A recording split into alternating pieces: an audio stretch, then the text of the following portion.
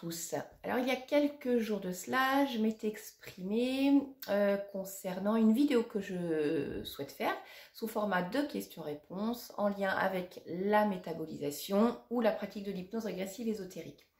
Donc j'ai eu beaucoup de retours dans les commentaires, donc pour ça je vous en remercie grandement. Alors certes, il y a certaines questions qui nécessiteraient des séminaires complets pour y répondre, donc ça va être compliqué. D'autres questions qui sont vraiment personnelles en lien avec une situation vécue par certaines personnes, donc ça peut ne pas être simple aussi. Toujours est-il que je vais m'atteler pour y répondre le mieux possible. Donc cette vidéo, je l'espère, parce que j'y travaille, devrait être en ligne courant mars. Voilà, ça me demande beaucoup de temps, donc c'est pas toujours simple, mais je bosse. Là aujourd'hui je voulais vous parler d'une nouvelle vidéo, mais qui va être donc sur un autre thème.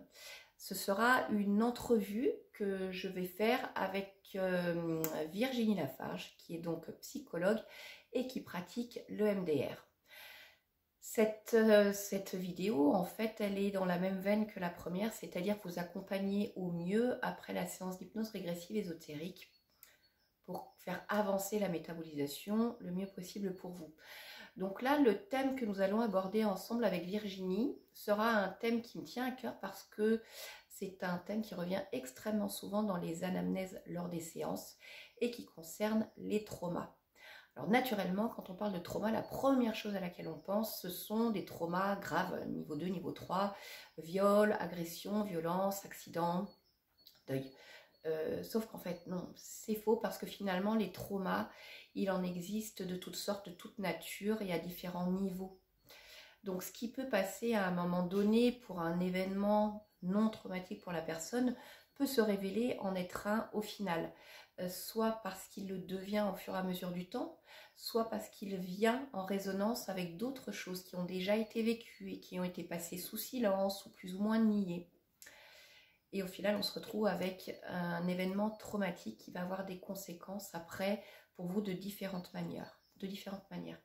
Qui dit trauma dit également déclencheur. Les déclencheurs, c'est quoi? C'est tout un tas de petites choses que vous pouvez vivre au quotidien et qui va, sans que vous en rendiez compte, vous ramener à cet événement traumatique. Ça peut être un mot de quelqu'un, ça peut être une chanson, ça peut être un bruit, ça peut être un lieu. Et le fait de vous ramener à cet événement traumatique, en fait, va redéclencher dans votre corps certaines choses. Et le troisième élément qui est en lien avec le trauma, les déclencheurs, c'est la dissociation. Donc là, pareil, vous allez me dire, dissociation, c'est quand on vit quelque chose d'extrêmement grave. Non, finalement, des dissociations, en fait, on en vit tous à différents niveaux. Et c'est pas parce qu'on a vécu un événement traumatique, on va dire de niveau 1, sur l'échelle des traumas, qu'il ne va pas y avoir dissociation, qu'il ne va pas y avoir une dissociation importante par rapport à des traumas de niveau 2 ou de niveau 3. Et tous ces éléments-là, trauma, éléments déclencheurs, dissociation, c'est important pour vous de les comprendre. Parce que beaucoup de personnes que j'ai accompagnées, en fait, soit ne veulent pas le voir, soit minimisent en fait ce qu'elles ont vécu et donc sont dans un espèce de déni, soit n'y vont pas parce que finalement c'est dur, en fait, d'y retourner, ou simplement l'ont oublié. Mais tout ça a des conséquences importantes, à la fois pour votre santé, parce qu'il y a déclenchement de pathologies, déclenchement de douleurs, pour votre corps émotionnel, parce que bien sûr, il y a des émotions qui vont venir. Alors certaines, vous allez pouvoir les relier à une situation donnée, d'autres non, et vous aurez du mal à vous en débarrasser, ou vous aurez du mal à comprendre pourquoi cette émotion remonte là, à ce moment-là, je ne comprends pas.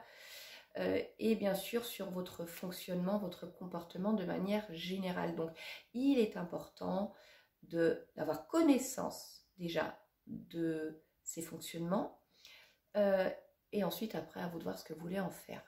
Alors bien sûr vous allez me dire mais finalement ça sert à quoi de faire une séance d'hypnose régressive ésotérique si derrière on est obligé de travailler là-dessus. Alors déjà je le répète, il n'y a pas de baguette magique. D'un point de vue ésotérique et d'un point de vue subtil, certes, après la séance, tout ça disparaît. Vous changez de ligne de temps, c'est comme un grand reset et vous téléchargez un nouveau programme. Mais pour que vous téléchargiez ce nouveau programme, il va falloir du temps. Et je ne vais pas vous dire qu'en 3 mois ou en 6 mois de temps, si vous avez été victime de violences, quelles qu'elles soient, pendant des années, que ça va suffire. Non. Et là encore, ça dépend de chaque personne, de chaque conscience. Donc, il y a un intérêt quand même à comprendre ces phénomènes pour pouvoir accélérer la métabolisation, parce que votre corps porte encore ses programmes, même si le but de la séance est justement de les dénouer, de les effacer au fur et à mesure, de même que pour vos comportements, vos automatismes et les mémoires. Pour autant, même d'un point de vue biologique, quand on vit des traumatismes, cela vient impacter certaines zones du cerveau. J'en citerai juste quelques-unes, l'amygdale, le cortex.